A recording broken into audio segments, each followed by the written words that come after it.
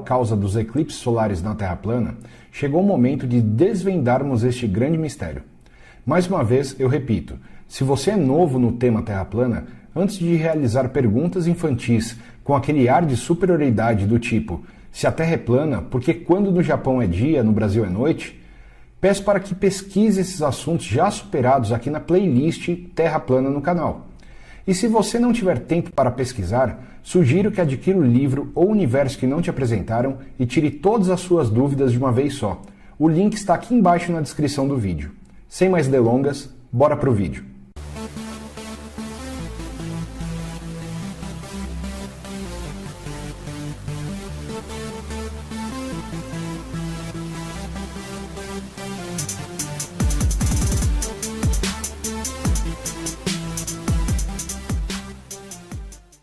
Segundo a pseudociência moderna, os raios solares atingem a superfície da Terra-bola de forma paralela uns aos outros. Este também é o motivo da diferença de temperatura entre diversos países, estações do ano, etc. O modelo da Terra-bola precisa que os raios solares cheguem paralelos uns aos outros na Terra, para sustentar o modelo heliocêntrico.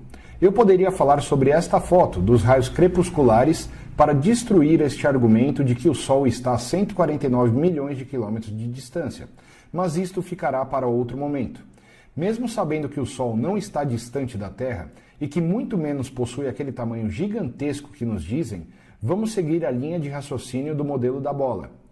As agências espaciais nos mostram animações computadorizadas e alegam ser fiéis ao momento de um eclipse solar. Reparem no tamanho da sombra da Lua projetada na Terra. Bastante pequena, não?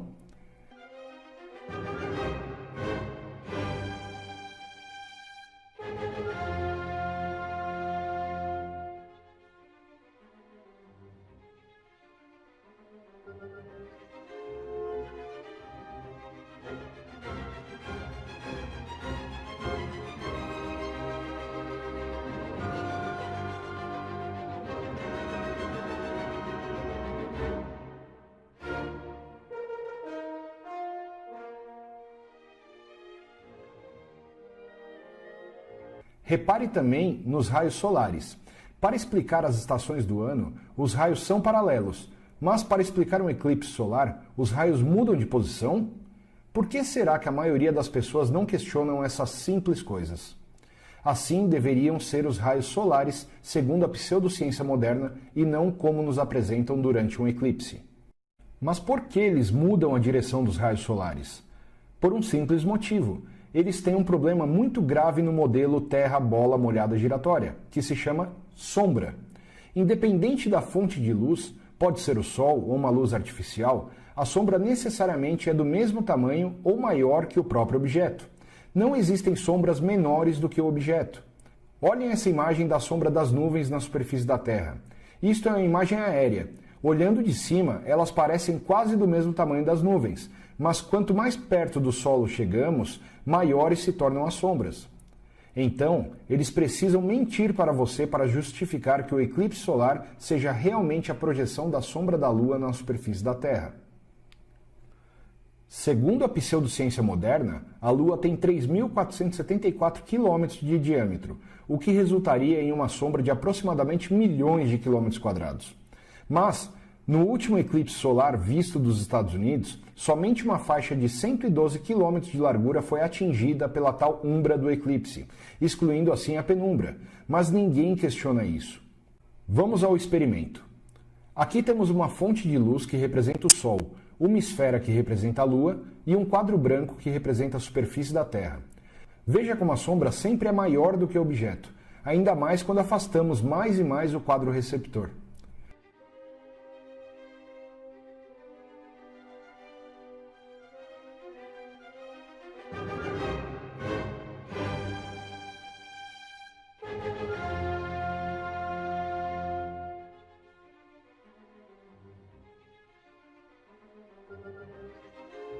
Outro problema no eclipse solar do modelo heliocêntrico é o movimento de zigue-zague da suposta sombra da Lua. Vejam a animação oficial do eclipse de 21 de agosto de 2017.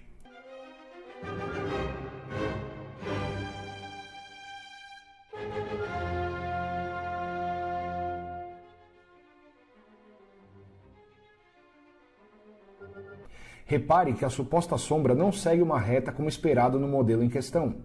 Bom, mesmo quando tiramos lá do mapa Mercator e trazemos aqui para o modelo do globo mesmo, ó, ele não faz sentido, porque ele tem um sobe e desce, ele é meio que um zigue-zague, né?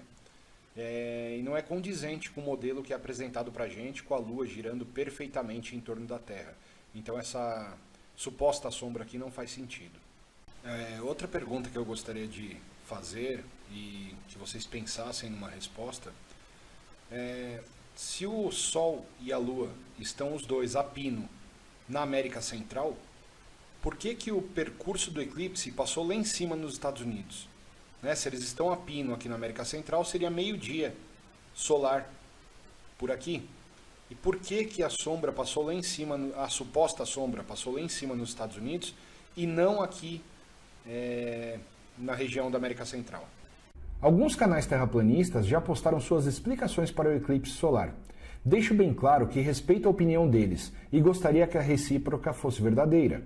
Alguns continuam pensando em sombra, que nada mais é do que um conceito heliocêntrico, e acabam achando que o eclipse solar na Terra plana acontece também pela sombra da Lua.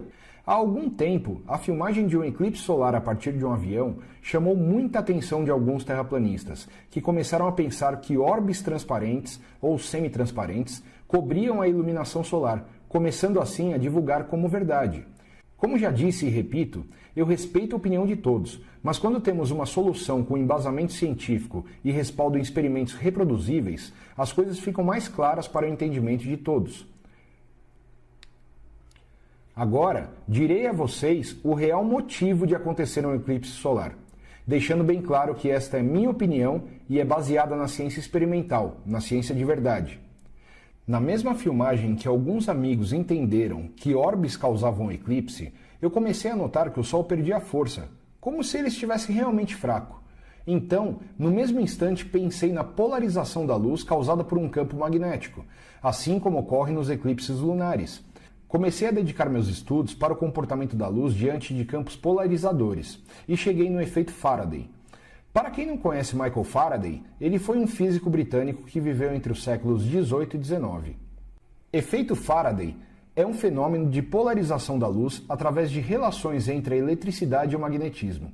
O aparelho utilizado na percepção deste efeito foi simplesmente um pedaço de vidro grosso e um eletroímã em forma de ferradura, onde uma luz que emerge do vidro tem seu plano de polarização modificado pelo campo magnético. O efeito Faraday demonstrou a íntima relação entre as ondas de luz e o eletromagnetismo. Sabemos atualmente que o efeito é causado por pequeninas correntes elétricas dentro de átomos individuais. 25 million years ago, a new species appeared on Earth. The great apes.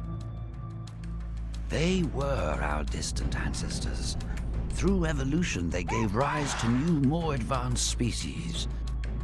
They'd ventured far and wide and invented hunting, power, tools, love, and soon, war. Thanks to the latest scientific discoveries, we are about to take a journey into the depths of time to find out which of our ancestors took the decisive step and gave birth to the first man.